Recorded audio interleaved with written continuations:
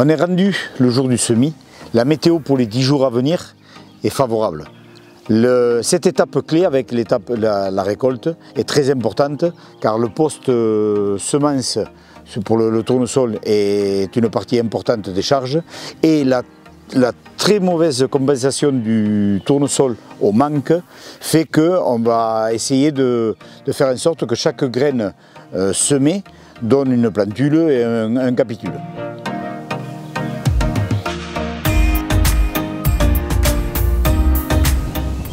Pour ce, on réglera le semoir correctement en adoptant une vitesse de semis de l'ordre de 5-6 km/h maxi.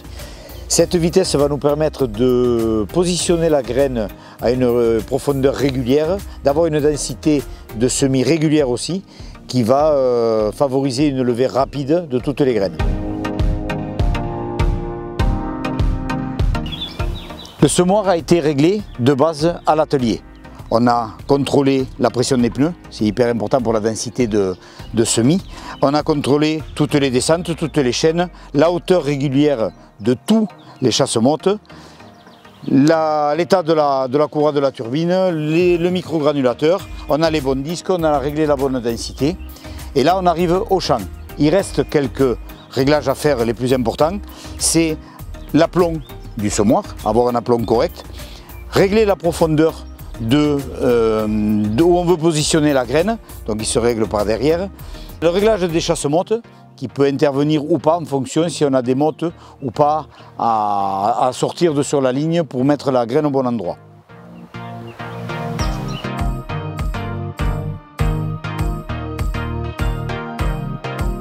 On a relevé les roues plombeuses du semoir, soit à deux, soit à l'aide d'une sangle, afin de contrôler la densité réelle de semis. Donc les roues plombeuses ne nous enterrent pas les graines, on peut les compter facilement. Donc on mesure la distance entre les intervalles et avec une petite formule on calculera la densité réelle de semis.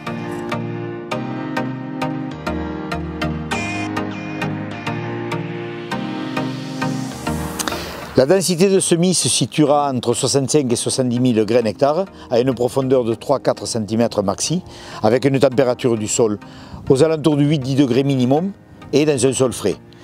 L'évaluation du risque topin et limaces sera faite en amont afin de réaliser le jour du semis une protection si nécessaire.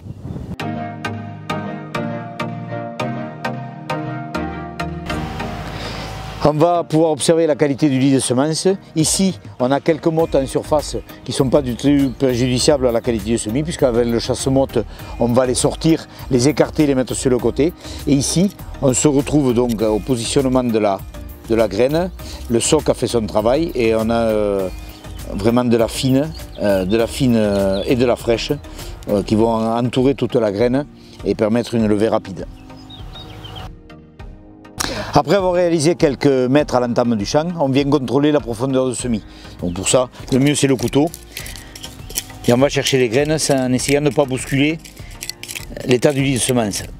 On finit de chercher la graine. Et là on va mesurer la profondeur de semis par rapport au haut du sillon.